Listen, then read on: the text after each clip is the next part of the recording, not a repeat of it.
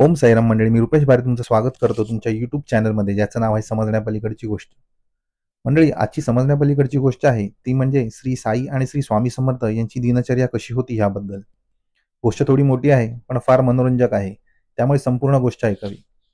मंडळी, जे भक्तांचे आयुष्य सुनियोजित करतात त्या अवलिया सद्गुरूंच्या दिनचर्येचा खरा अर्थ अनेकांच्या अकलांना पलीकडे होता. दोघेही स्वतः काळ, स्थळ आणि कृतीच्या मर्यादांच्या पलीकडे होते. ते सर्वव्यापी होते आणि सर्वत्र उपस्थित होते. ते जवळच्या किंवा दुर्गम ठिकाणी शारीरिक रूपाने किंवा अदृश्य स्वरूपात किंवा कोणत्याही स्वरूपात प्रकट होऊन चमत्कार करत होते. असं असल्यामुळे साई आणि स्वामी यांच्या दैनंदिन दिनचर्येला एका विशिष्ट वेळापत्रकात मर्यादित करण्याचा प्रयत्न करणं हे थोडक्यात अशक्य काम आहे. मंडळी, सुरुवात करूया ती साईबाबांच्या दिनचर्येपासून, जी बाबांच्या काही जवळच्या भक्तांनी पाहिल्याप्रमाणे सांगण्याचा प्रयत्न करतो आहे. मंडळी, बाबा सकाळी लवकर उठून धुनीजवळ खांबावर अंशतः टेकून बसायचे आणि काही वेळ ध्यान करायचे. त्यावेळी मशिदीत कोणालाही प्रवेश दिला जात नसे, त्यामुळे कोणालाही दूरनही ते काय करत आहेत हे पाहण्याची संधी मिळत नसते. ते काही वेळाने राम मालिक है, अल्ला मालिक है असे शब्द उच्चारत असत. हातांनी काही योगिक मुद्रा करत असत, ज्याचा अर्थ अज्ञात किंवा कदाचित काही अदृश्य देवी शक्तींशी संपर्क किंवा दिशा दर्शवत आहेत असा होतो.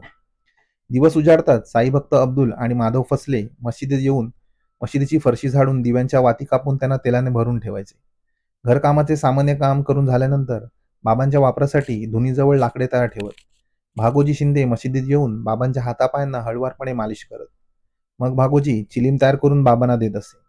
बाबा 2-3 झुरके घेऊन त्यांना परत देत असत.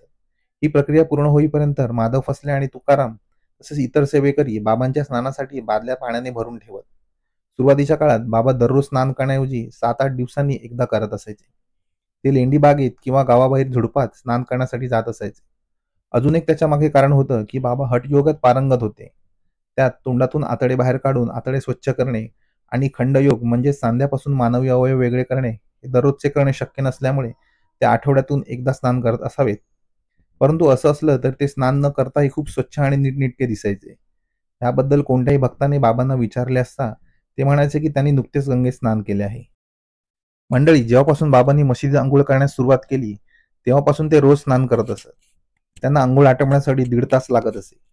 बाबा अंघोळीसाठी वापरत असलेले पाणी भक्त पवित्र मानत आणि ते घेऊन त्यांचे आजार बरे करण्यासाठी वापरत असत. कुष्ठरोगी बाबांनी तोंड धुण्यासाठी वापरत असलेले पाणी घेऊन ते त्यांच्या शरीराच्या रोगग्रस्त भागांना लावत, त्यामुळे ते बरे व्हायला लागले होते. अंघोळीनंतर बाबा धुनीजवळ उभे राहत.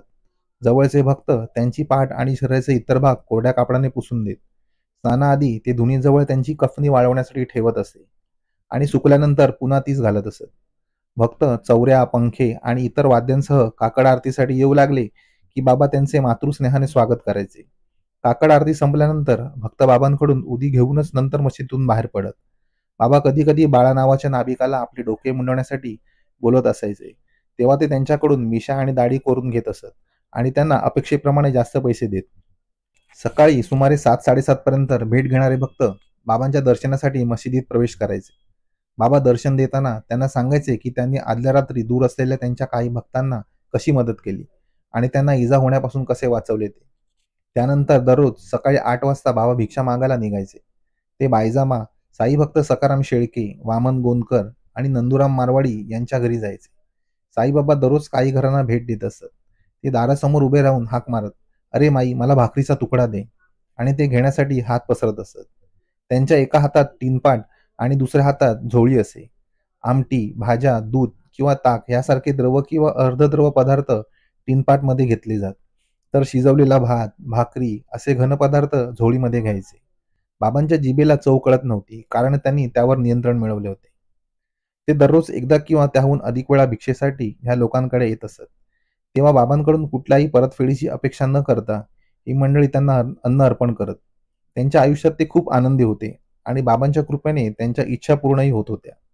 ज्या 5 घरातून भिक्षा मागत असत ते प्रत्येकाकडे भिक्षा मागण्याची बाबांची वेगळी पद्धत होती. बाबा दुपारपर्यंत भिक्षा मागायचे, पण त्यांचीही भिक्षा मागणं खूप अनियमित होतं. काही दिवस ते काही फेऱ्या मारत असत. नंतर काही दिवशी दुपारी ते शेजारच्या गावामध्ये जात असत. भिक्षा मागण्याव्यतिरिक्त बाबा स्वतः मशिदीत येणाऱ्या भक्तांना जेवण बनवून वाढत असत. ते दररोज सकाळी 8 वाजता आणि दुपारी 3 वाजता लेंडी बागेत जायचे. बँड बाजा घेऊन भक्त दररोज त्यांची वाट पाहत तयार असायचे. पण ते नेहमी एकटेच लेंडी बागेत जात असत. तर बँड आणि भक्त परत येत असत.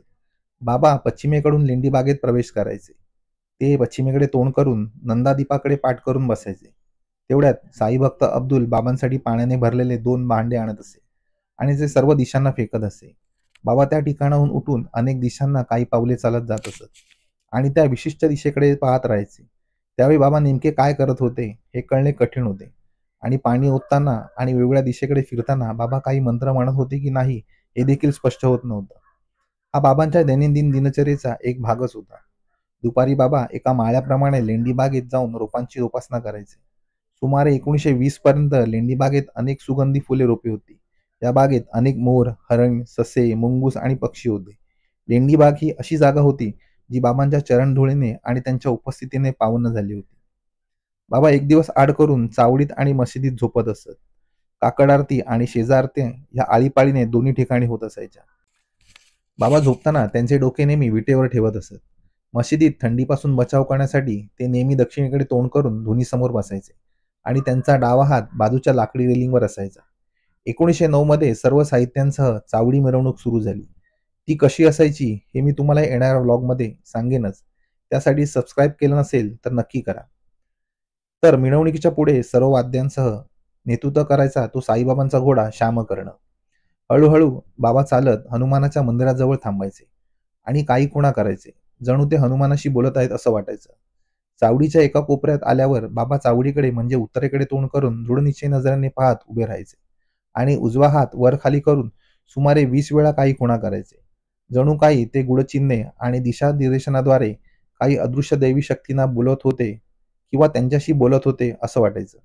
अशा प्रकारे दररोज रोज 2 वेळा सकाळी मशिदीतील धुनीजवळ आणि दुपारी लेंडी बागेत आणि एके दिवशी चावडीला जाताना बाबा काही अज्ञात गूढचिन्हे करायचे. मिरवणुकीदरम्यान बाबांचा चेहरा उगवत्या सूर्याप्रमाणे तेजस्वी दिसायचा. मंडळी, ही साईबाबांची दिनचर्या. आता आपण स्वामी समर्थांचा दिनक्रम कसा होता तो पाहूया.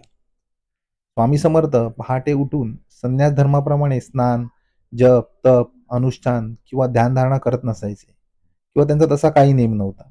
कधी कधी पहाटे तोंडावर पांघरून घेऊन ते शिवहर शंकर नमामि शंकर शिवशंकर शंभो, हे गिरिजापती भवानी शंकर शिवशंकर शंभो हा जप ते करत असत.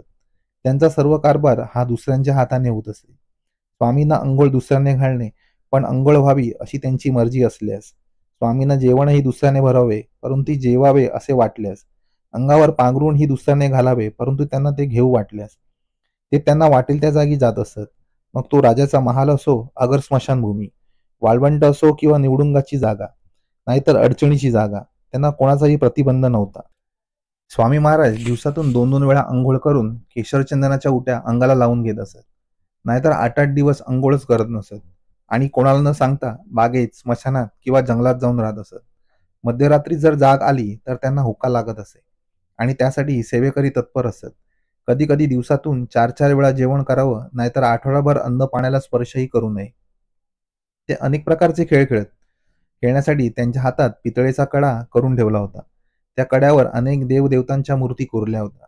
जो भक्त दर्शनाला येई त्याचं उपास्य दैवत श्री स्वामी समर्थ त्या कड्यावर आपलं बोट ठेवून दाखवत असत. लाकडाची किंवा हस्तिदंताची मापासारखी वाटोळी चक्र त्यांच्या जवळ सर्वदा असत.